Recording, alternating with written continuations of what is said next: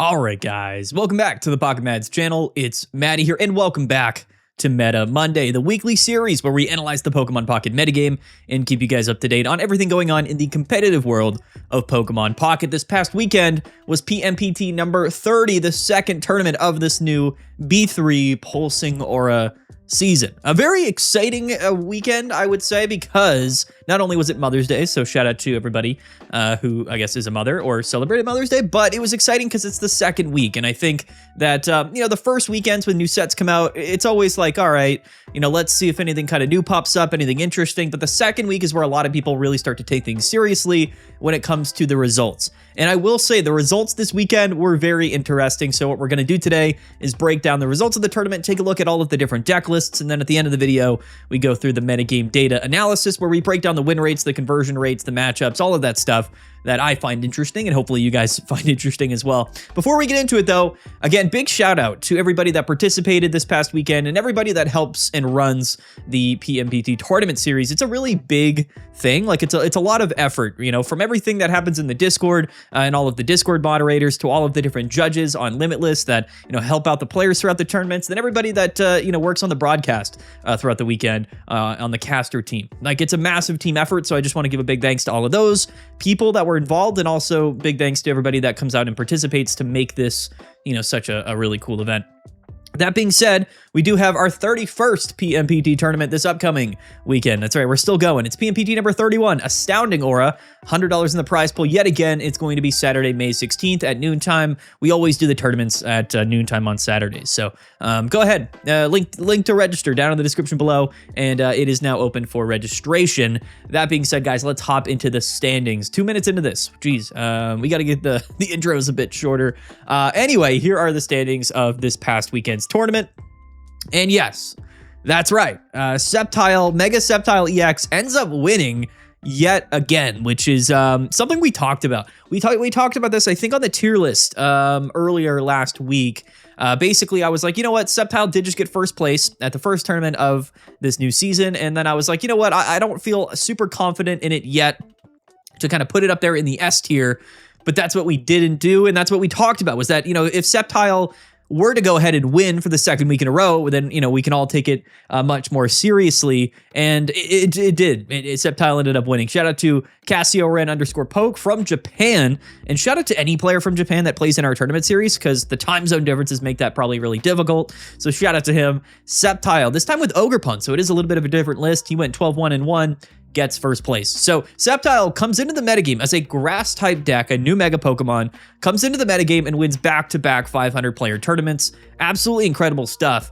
He beat Dawn Mega from the United States in Grand Finals, who was playing Mega Manectric, which is another deck list that I think is still at the forefront of the metagame, one of the better decks in the game, and honestly, something that I'm kind of surprised hasn't seen a bit more play. I think people kind of shied away from Manectric and Lightning in general a little bit when Lucario came out, but as we'll take a look at, this Manectric deck was playing Oricorio, and as we know, Oricorio was very good so far this season, so shout out to him. Sceptile first place is crazy, but Manectric making it to Grand Finals this week was not something that I think a lot of people had on their bingo card.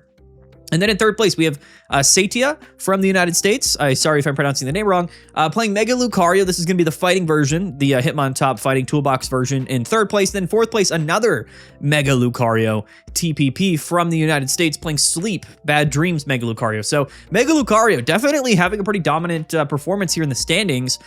Two of them in top 4. It's the only deck to have multiple in top 8, which is crazy. Both of them in top 4. And it's both versions of Lucario. And we did talk about this as well sometime last week. I thought that, Sleep Lucario was absolutely super dominant in that first week, started to kind of go down just a little bit in play and success rate, but then, we had the Hitmontop version of Lucario, which ended up being a very, very strong deck, making it third place this weekend. So very cool to see.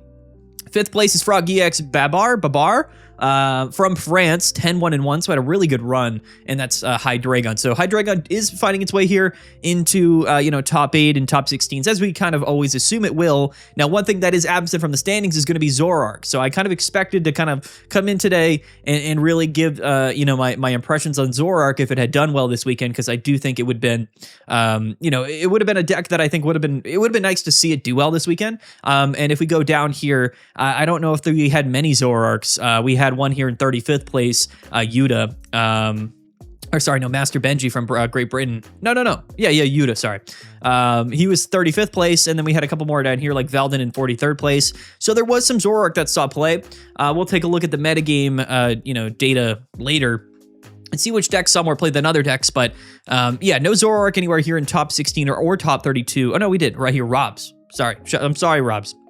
Shout out to you from Brazil. 22nd place was our highest placing Zoroark. Now, I think that Zoroark is a really good deck, but as we know, Sceptile seeing a ton of play and a lot of success. Going to be strong in his Zoroark, but also, Meowscarada is something that's seen a little bit of play as well, as we see Sky Guy TCG Man from the United States, 6th place, playing Meowscarada. Kind of an underrated deck this season. Grass continues to be one of the more impressive offensive typings right now in Pokemon Pocket. It's really fun to see that Grass is prominent. I think Meowscarada has always been a pretty good card, and Sceptile, as we know, is definitely a good Pokemon. It's just that, dark type decks in the past have been so dominant that Grass now definitely kind of having a little bit of an uptick in success rate. And I think just because, they get to kind of match up against a lot of these dark type decks that are weak to Grass. But anyway, shout out to Sky Guy, Meowscarada in 6th place. And then here, another really big surprise is going to be Adith, 99 from Indonesia, 10-2 record playing Greninja and Mega Blaziken. So as we know, Mega Blaziken came in, started to counterplay Sceptile pretty early on in the season. It was extremely popular, but then really faded away. It was a bit of a suspect deck, definitely a bit of a fraudulent deck in terms of its matchup spreads into most things in the metagame. But Adith coming here, throwing a wrench in things, saying, you know what, let's play Blaziken with Greninja. Actually, our highest placing Greninja deck. Any deck playing Greninja, this was the top one this weekend, and it's Blaziken and Greninja in 7th place. And then to round off top 8, we have HQRCQNQ from Japan. This player, and I don't understand the name, so I'm sorry if I don't know what that means, his username. But it's a player that always plays well in tournaments. So definitely one of the more prominent competitors from Japan. Shout out to him. And this is Magnezone. So Magnezone finding its way into top 8 here. Definitely still one of the top decks of the metagame. I'm curious to see how many people played Magnezone this weekend. Shima here from the United States, also 14th place with Magnezone, which is pretty cool to see. Now, if we get outside top 8, we have a couple more Sceptiles, actually. 3 more Sceptiles between 9th place, 11th place, and 16th place, but these are actually different versions. These are going to be, I think, the Sceptile version that won last weekend. This is sort of, that's the thing about Sceptile. We always talk about it. So many different variants of this Pokemon and of this deck seeing play that it makes it a little difficult for people to know exactly like what they should be playing. My interpretation is that it's not so much like the Altaria variants.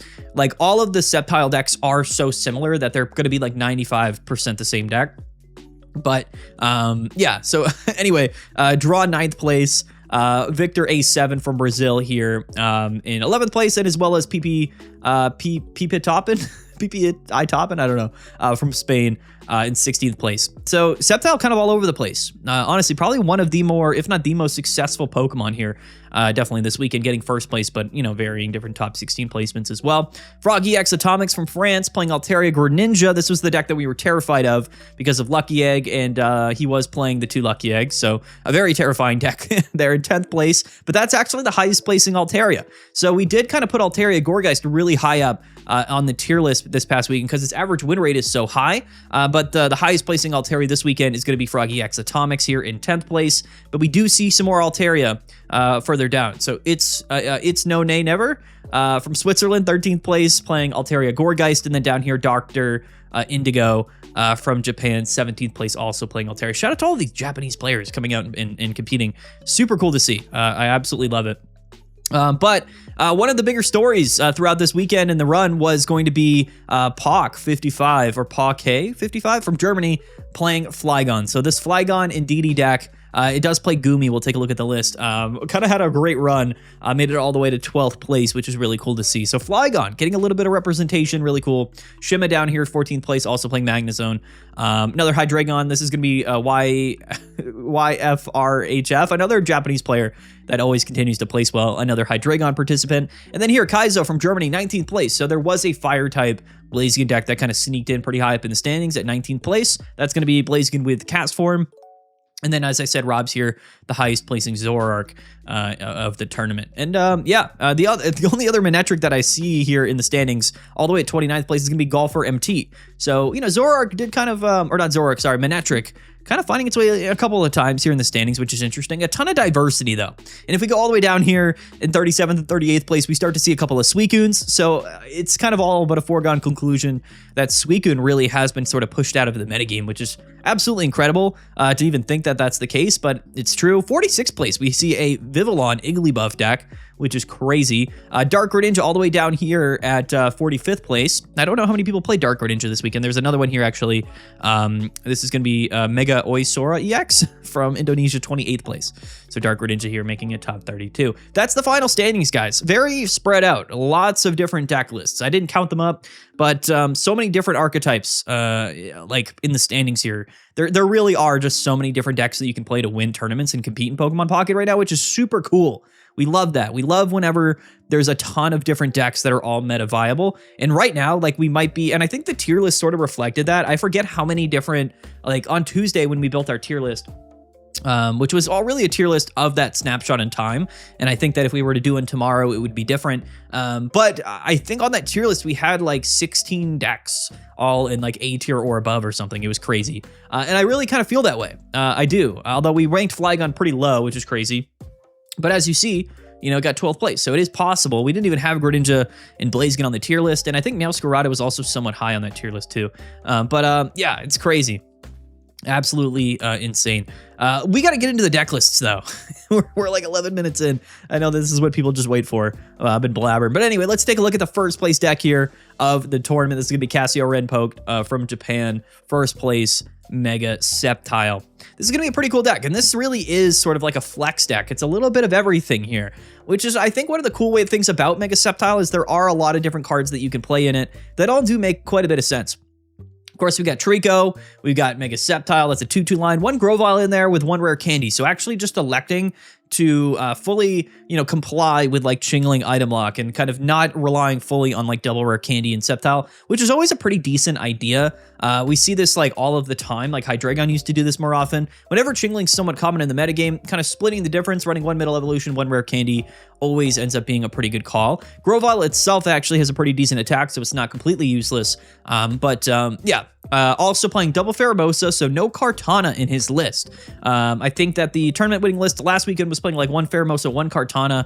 This time, just double Pheromosa here, which I think in general is a better card than Kartana. 20 to the bench is just better than 40 to the active when you do 20 and 20. Also, double Cyrus as your, you know, primary win conditions for bench damage. Going to open up the pathways for a lot of alternate win conditions, but we also see a Teal Mask Ogerpon in the deck, which is another big upside to grass-type decks right now with the inclusion of Fragrant Forest, is that we have access to being able to grab Teal Mask Ogerpon pretty confidently and early and consistently in games, which then allows us to be able to deal with the sleep type archetypes a bit better, but also going to be good just in a variety of matchups. There's a lot of decks that poison, that sleep, that burn you. It's good in the mirror matchup. So I think that Ogerpon is always pretty valuable in grass type decks, and specifically in Sceptile. I always feel good about playing Ogerpon. It can also attack. It's also a Pokemon that can deal damage, which is somewhat nice to have as well.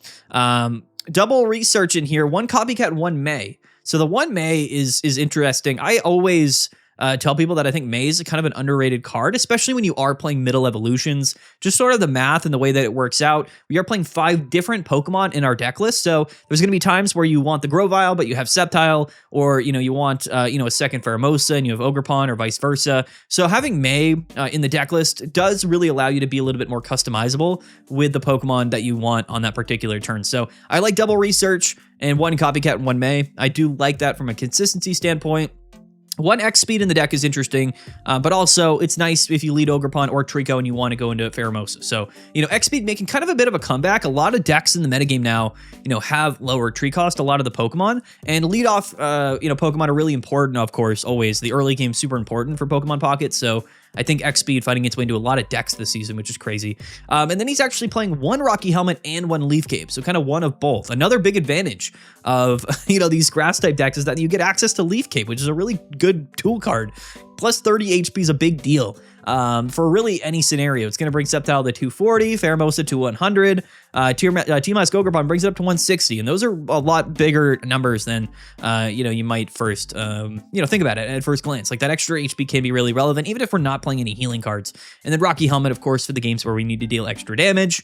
And then double Fragrant Forest, which continues to be, I think, probably the best stadium that we've ever had in Pokemon Pocket. Again, very specific to grass-type decks, but it's just an advantage that no other deck has. I will tell you that Fragrant Forest is, honestly, it's probably about 3 times as good as a Pokeball. Like, it really is. Like, not only can you reuse it if your opponent doesn't, remove your stadium card, but it protects you from being able to not, get your basic Pokemon through item lock, which is a really big deal. Yeah, it's just an incredible card. Like Fragrant Forest is a very unique advantage that these grass type decks have, which I think might be one of the bigger reasons why Sceptile itself ends up being like a top tier deck in the metagame. I think it's everything about, these grass type decks, and Sceptile is really good. Like, it's a good Pokemon. It's got access to good, partner Pokemon in Pheromosa, Kartana, Ogerpon, but you have access to Leap Cape if you want it, and you have access to Fragrant Forest. And those are things that other archetypes just don't have.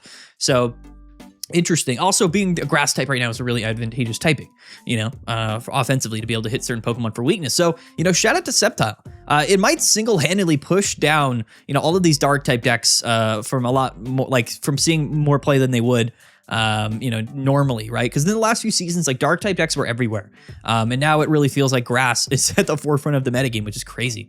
We'll take a look at the meta shares later on, but shout out to Cassio Ren. That is the first place deck of the tournament. And then here we have Dawn Mega, second place, Mega Manectric.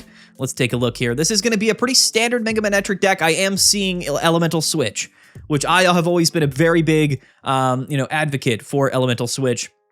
Just a really, really useful card. Being able to move an energy from a bench Zero Aura to a Mega Manectric is a really big deal, or move an energy from Manectric to anything else that you want. It's just really nice to have that flexibility. Mega Manectric does have free retreat. What's crazy, though, is that this deck list is actually not playing the promo Electrike. He's actually playing the quick attack one. He might not have the promo Electrikes. That one does 30 damage, which is, technically usually better to KO baby Pokemon, but either way, definitely quite strong. And then one Oricorio in the list. We have double Rocky Helmet, Training Arena for extra damage, Sabrina, Cyrus, of course, as win condition cards. And then we have Pokemon Center Lady, which, still worth playing for sure with how many decks are playing status conditions and sleep. Double Copycat, double Pokeball, double Research, which is the standard, quite frankly, for draw support in the game right now. To be honest, like, Copycat is probably the best card in the game. Like, it changed the metagame more than anything when they released Copycat. But yeah, I really like the deck. Mega Manectric continues to be, the most consistent sort of fast-paced early game deck in the game. The upside to Mega Manectric, I always say, is that it can be a really, really strong, aggressive early game Pokemon, but also scales into the late game if you're able to take early KOs, which is something that just nothing else does. Like, we have Zoroark, which is very comparable to Mega Manectric in terms of its ability to deal damage early in the game, but it can't really scale up like Mega Manectric can, right? So you go from 80 to, 110 to 140, right? And those are definitely more significant numbers. Mega Manectric is just one of the best Pokemon in the game because it's so consistent. Zero Aura is a really big deal as well. Just an incredible card to have in a deck like this. And then, of course, just one Oricorio, because you're going to be able to win games. Now, we did see this player losing grand finals. I do think it could have gone either way. I do think Manectric could have just won this weekend, and it wouldn't have been that big of a surprise. What's more surprising, though, was that both Lucario decks ended up being defeated by Sceptile and Manectric in top 4, right? Which is always kind of a crazy result, that both of those Lucario players weren't able to make it to grand finals, but they did make it to top 4. And let's take a look here. Third place, we have Satya from the United States. This is going to be fighting type Lucario, as we see with double Hitmontop. He's actually playing one Sky Support Shaman, which I do not hate. I always talk about how much I really don't like Shaman because if you lead off with it, it doesn't have free retreat, and that never really feels good. But I think from a mathematical perspective, you have double Riolu, double Hitmontop, and then just one Shaman. The odds of you just leading Shaman and not having another Pokemon available is pretty low. So it is sort of a pretty good option, I think, in this deck list. Also playing double Pokeball, double Copycat, double Research. Playing one Protective Poncho as well as a Field Blower. So some interesting tech cards thrown in here. Double Cyrus. So we've seen this with multiple decks here high up in the standings.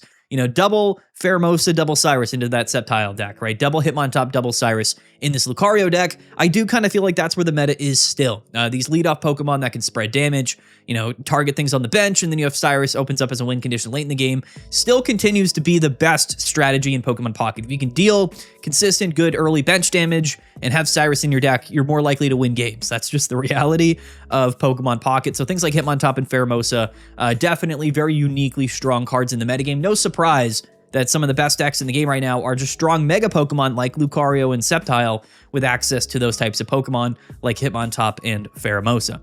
It definitely stands to reason that if we were to get Pokemon like Pheromosa, like Hitmontop for the other types, whether it's Fire type or Water type or whatever, maybe we already have them that I'm not thinking of. If we were to get those Pokemon, it would substantially make the other types better, right? Just because, or those other types of Mega Pokemon better, because you could just sort of throw them with those decks. So definitely a unique advantage. This deck list not playing Karina, but we are playing a Fighting Coach Lucario and one Mega Lucario, so 1/1 split, as well as double Rocky Helmet, and just like we were playing Rocky Helmet and Sceptile, and then Arena of Antiquity. So again, I do think that this is probably the best way to play Lucario. And, as I guess this metagame unfolds, the best decks in the game just happen to be like Pheromosa and Sceptile and Hitmontop Lucario. It's just the nature of sort of, how Pokemon Pocket games go and, what makes it a strong deck list. So this is a really, really cool deck. Love to see it. Mega Lucario, definitely one of the strongest Pokemon in the game. TPP at 4th place. This is going to be, Bad Dreams. And Bad Dreams does find its way into top 4 here, playing 1 Lucky Egg, which is crazy. Double X Speed. We have Arena of Antiquity. This is Bad Dreams Sleep Lucario.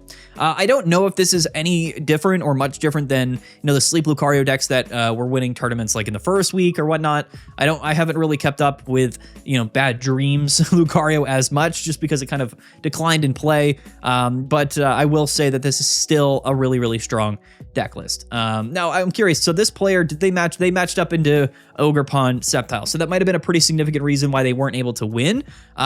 Just something to note. But either way, Bad Dream's still incredibly strong. I don't think anybody's going to sit here and tell you that they don't think that Igglybuff Darkrai is a strong combination. It definitely still is. But as I always tell people, I never really consider, the Bad Dream stuff to be that much of a hindrance on the metagame, because we do have certain cards that can just hard counter the sleep stuff. And I think that's always a really, really big deal. The 1 Lucky Egg here, though, is a bit crazy, but it is some nice draw support on top of Double Research, Copycat, and Pokeball. So yeah, there you go. Bad Dreams Lucario finding its way into top 4. Shout out to TPP. Really great runs from all of these players. All right, let's take a look here at Babar's deck. Babar from France. That's Froggy X Babar. 10-1-1. He's only lost 1 game. Had an incredible run here all the way to top 8. 5th place in the tournament. And this is going to be, Hydreigon. And I don't think there's going to be any big surprises here. I think this is just sort of what Hydreigon looks like right now, with Bombardier, Rocky Helmets, and Lucky Ice Pops. Still a top tier deck. I can't lie to you. I still, definitely consider Hydreigon to be one of the strongest decks in the game. I think the only reason we're not seeing Hydreigon dominating everything is because of, certain good matchups that are prominent in the metagame against Hydreigon, namely being Sceptile. That's always going to just be the case. I think Hydreigon's still just an incredible Pokemon. The upside to Sceptile is that you can live a hit and one-hit KO Sceptile. Also put pressure on an Absol, so they're forced to not bench an Absol. And if they do lead Absol, it's obviously not very good. So I really do feel strongly that I think Hydreigon is still a top-tier deck, but certainly you would imagine struggling into, Sceptile. That being said, he did tie. Well, he tied. This is funny. So he ended up tying against the Sceptile Ogerpon. At 6th place in day 1, and then ended up playing the 7th round into Master Benji, and the mirror match ended up winning, which is crazy. But then, actually also beat, Ogerpon Sceptile in top 32, which is crazy. He actually was the one that knocked off Flygon, unfortunately for Flygon. Beat a Steelix as well, and then lost to Bad Dreams in top 8.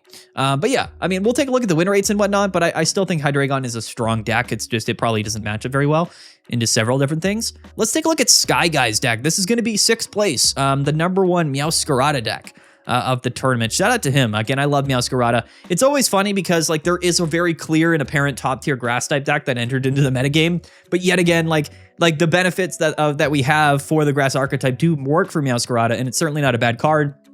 So it is sort of like the, the cousin, the little cousin of Sceptile, and still doing quite well in the metagame. What I like about Meowscarada is that, we're playing a little bit more like a traditional grass type deck with Leaf Cape and Erica, as well as Lucky Ice Pop, right? So we're playing more of a sustain grass type deck, which is what grass type decks do, right? More HP typically with Leaf Cape, and then you have access to healing with Erica's, which is pretty cool.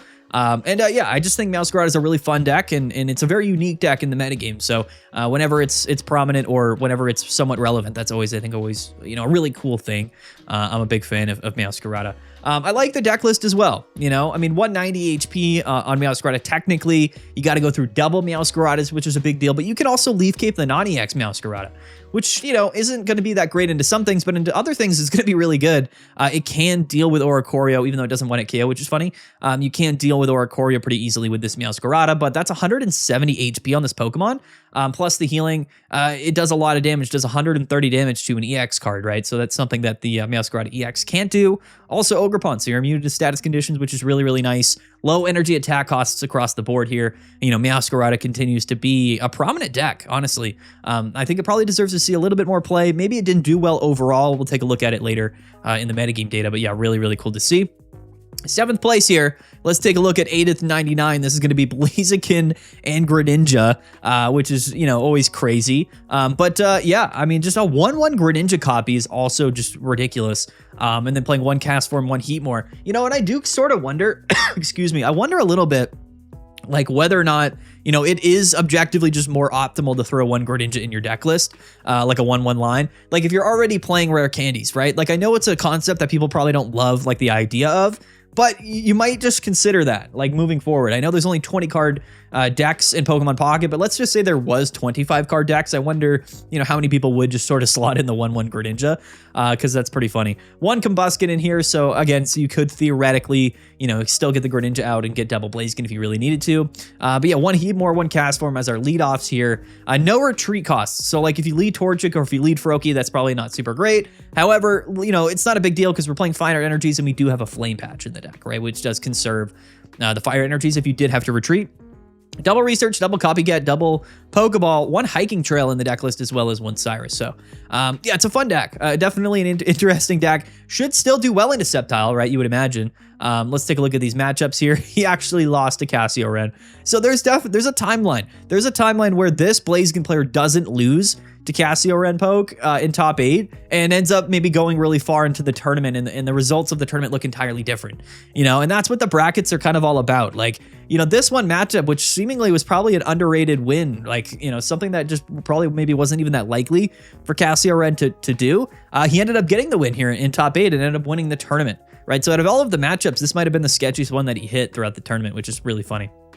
Yeah. I mean, I guess you have Ogerpon, so Blaziken's only hitting for 140. I guess in the grand scheme of things, weakness doesn't really matter against the Sceptile Blaziken matchup. It mostly just matters between like your leadoff Pokemon and Cast Form, like one at killing your Pheromoses and whatnot. So that's certainly something. But yeah, very, very cool. Very cool to see Blaziken with Greninja, I guess, getting top 8. Really, really interesting.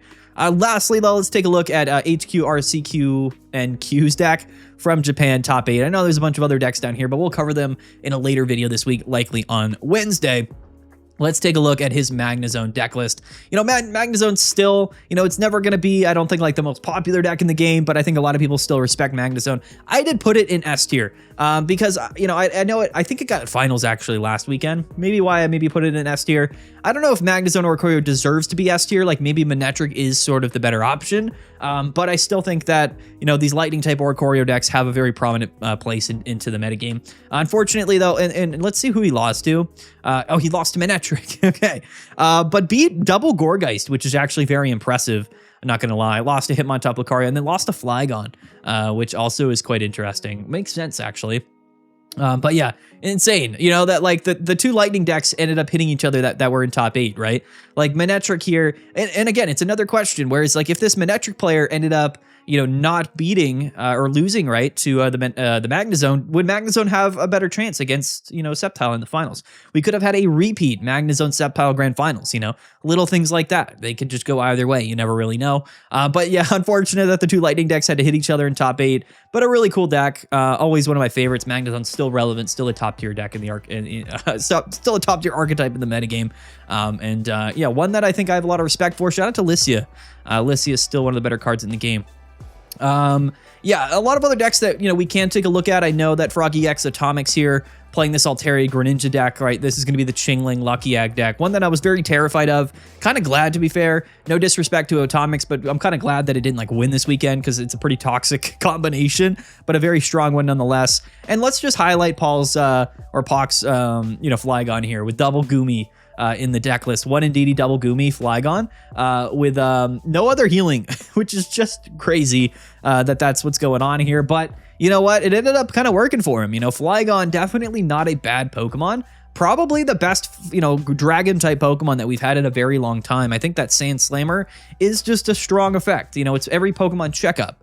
So it's 20 damage across the board every turn. You do have 180 HP, and theoretically, you have double Flygons, right? So it's one of those things where, if the game goes 5, 6, 7 turns, it's a lot of damage, and 140, is enough technically to finish off some KOs as well if you can get the double energy cost. Flygon is going to have its RNG issues with the multi-energy, as all dragon types do, but, Goomy slows the game down. Flygon's effect is quite strong in general, and it is just kind of cool to see Flygon being somewhat relevant. And then, the other Altaria decks kind of farther down is kind of crazy. But anyway, we're already 30 minutes in. So what I'm going to do is take a look at the metagame tab. We'll spend a couple of minutes talking about the actual data, the results, the win rates, the meta shares, all of that stuff. Because it gives us context. It gives us the actual, understanding of what happened this weekend other than just the standings. So let's go ahead. Take a look at it. If you made it this far in the video, don't forget to like and subscribe. I really appreciate it. All right. So, in fact, actually, the number one most played deck was Mega Altaria and Gourgeist, but only a 9% meta share. So, an incredibly diverse metagame. This is perhaps, if not one of the most diverse metas that we've ever seen. For example, and I know that we have some split archetypes here, like Sceptile split between 4 different categories, which is just sort of, how it is with Sceptile. I think if you add these up, what is this? 4% plus 3%, so 7, plus almost 3. So that's okay. So that would mean that Sceptile in general is the most played. But also, if you combine both Altaria decks, it probably is still more. So Altaria was the most played Pokemon, and Altaria, Gourgeist, and Greninja are the 2 most played archetypes. Both did well, by the way, which is why I think the standings aren't always the most relevant thing to take a look at. Both had 52+% win rates, which is higher than almost all of these other decks. So even though we didn't see Altaria, anywhere in top 8, it was incredibly successful, and these 2 archetypes continue to be some of the best archetypes in the entire game.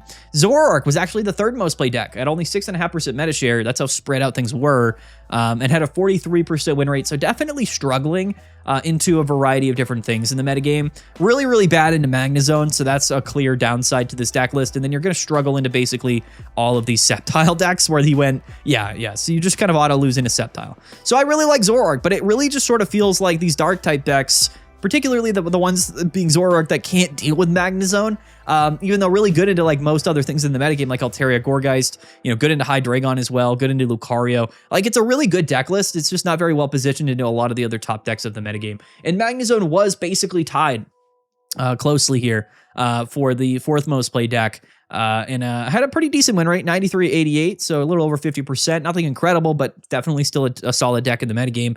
It's nice to see, we still had a healthy dose of Oricorio throughout the tournament. If we go down here, Manectric, only 8 people played it, one of them making it to grand finals, but not many decks play Oricorio, right? So at least we had some representation. I still would recommend people play Magnezone. Keeps the metagame healthy, keeps it true. Sleep Lucario kind of struggled a little bit, 87 and 92, 6% of the meta share, but really wasn't that successful. And neither was Hydreigon, 6% of the meta share, but it did technically better than Zoroark, but also not a great option, I think, into the current metagame. 79 and 88. This has got to be the lowest Hydreigon win rate we've ever seen for a long time. And I think that's the power of Sceptile, quite honestly. Also, Chingling, like Altaria, Greninja, kind of also beats it. These Altaria decks are extremely good. Don't sleep on them. The fact that they didn't get top 8. Do not sleep on these decks. They are potentially the 2 best decks in the game still.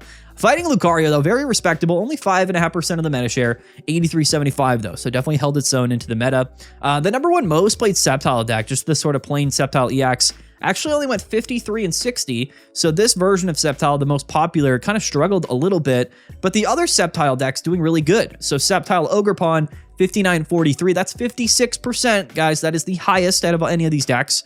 And then what is this? Lucario. This Lucario archetype struggled 31.44, which is interesting because this is the one that got third place. But most of these other players didn't do very, very good. And then Sceptile. Mega Sceptile EX with Sceptile went 52.41. That's a 55% win rate. So this Sceptile deck did very good. And then Suicune Excalibur 30.30. So, you know, a respectable 50% win rate there. And then same with Sceptile and Pheromosa. So this is like without Ogerpon, I think, and no, it's got Kartana. So just, I guess, yeah, I mean, this version. I get, like, Limitless, and there's nothing we can really do about it, because depending on which cards you include into Sceptile, it's technically a different deck. But as we know, you know, 95% of these decks, all playing Sceptile, like, all do sort of play very, very similarly. Like, you know, the ways you win games and the way you lose games, 95% of the time, it's going to be all the same between the archetypes. It's just, you know, we're going to have to live with the fact that they're all split, which is why we're never going to see Sceptile maybe all the way at the top of the standings. But as we see, Altaria doesn't even care. I mean, there's multiple different Altaria decks, and, you know, they both saw a ton of play. But yeah, Sceptile, very successful. Blaziken. Blaziken Greninja did make it all the way up into the standings, but, you know, in general, Blaziken in cast form here, 30 and 50. That's the lowest out of any of these decks. So, you know, Blaziken definitely still, even though having a really good matchup in a Sceptile, absolutely dominated by everything else in the metagame. Blaziken definitely a fraudulent deck currently. I don't think adding the 1/1 Greninja line made it that much better. But the 3 people that played Blaziken Greninja went 11 and 8, which, you know, isn't terrible, which is pretty funny, I guess. But Meowscarada, the 10 people played it, and they went 32 and 25. So Meowscarada definitely a good deck. A Dark Greninja goes 50-50, but not many people played Dark Greninja. Only 9 people played it. Giratina Darkrai, though, struggling. So, you know, I think maybe the different changes happening to the metagame, you know, this week kind of have turned away from Giratina Darkrai. Definitely maybe not a significant deck currently in the metagame. And then we have Sleep Altaria, which, again, not many people are playing either, but also went about 50%. Manectric, like I said, did pretty good. There was Sceptile and Greninja, so 6 people played Sceptile and Greninja, but went 15 and 19, so that also didn't do very good. And then Ninetales also not just, it went 4 and 10, so Ninetales probably not a real deck currently. Steelix did go 9 and 8, which is pretty cool. Yeah, I mean, that's the meta shares, guys. Let's take a look at the day 2 meta. So it does look like Altaria and Gourgeist was the most prominent deck in day 2 and also had a really good performance, went 17 and 11. So again, kind of an outlier. Like the fact that we didn't see any Altaria decks super hype in the standings doesn't mean anything, because Altaria and Gourgeist, aside from the top 8 standings, was by far the most successful deck this weekend. Even Hydreigon went 10 and 5 in day 2, but it was Sceptile and Ogerpon that went a combined 13 and 4. So Sceptile really well positioned into the top tier metagame in day 2, as well as Manectric, which went 8 and 3. So very prominent, interesting there to see. So against like the more condensed top, look at all the different decks though in day 2. My goodness, this is crazy. Shout out to this one Lucario deck that went 5 and 1, of course. Any other big standouts? Yeah, the Flygon that went 3 and 1. These are all one-ofs. Like these are all of the different decks that made day 2. Like there's so many different archetypes. It really is kind of crazy when you think about it. Definitely incredible. Yeah. So Sceptile and Ogerpon was the best deck in day 2, pretty confidently. But, you know, Hydreigon did very well, and then Mega Altaria did very well as well, the 11 people that played it. 17-11, it's not bad, like, at all. So very, very cool to see. I mean, very cool. What do you guys think? What are you surprised by this metagame? Are we going all in? Are we now fully committed to Sceptile? Are we going to sit here and just say that Sceptile is, you know, a top tier deck in the metagame? I know, you know, if you're just sort of averaging out all of the different Sceptile archetypes, like, do you guys comment down below? Do you really believe that at this point, getting multiple first place finishes in a row to start the season, that it is like a top tier deck, or do you think that it really is sort of still like this rubber band effect where we're coming out of a dark type metagame and now, you know, it's kind of taking advantage of that? I'm curious to see, like, it feels to me that like Blaziken just really can't hold its own in the metagame, even though it has a good Sceptile matchup. I'm curious what else is out there, you know, into Sceptile that can be good into Sceptile, but good into like everything else into the metagame. You know what I mean? It does look like Manectric, or not Manectric, but Magnezone might kind of be the answer there. Which is kind of crazy, but these matchups are insane for this deck. Like, it beats basically everything at the top of the metagame, or at least has a somewhat good matchup into it, which is just absolutely incredible. Maybe Sceptile is him. Maybe that's the truth. Who knows? I don't know. The results are kind of crazy. I think things are everything kind of just all over the place. I do think it was somewhat unlikely that Sceptile would have won this weekend, but it did. you know, and there's always RNG involved for the standings. But I mean, we gotta commit to the fact that Sceptile, the most successful deck this season, at least at PMPT, which is pretty crazy. I still think Altaria, though, definitely very, very good. Comment down below. Let me know what you guys think of the results. I'd love to hear your guys' comments and your opinions about the overall metagame. Ranked does come back this week, which is exciting. We'll be covering that on the channel, so stay tuned for that as well. And don't forget to register for PMPT number 31. I know Ranked is out, but at least there's no holiday this weekend. If you guys want to come out and compete, I would definitely appreciate it. Link to register down in the description below. All right, guys, let's get out of here. That's Meta Monday. I don't know what number Meta Monday it is. We've done so many of these, but shout out to you guys. Thanks for watching. Don't forget to like and subscribe. Peace out. Have a good one. We'll see you guys next time. And yeah.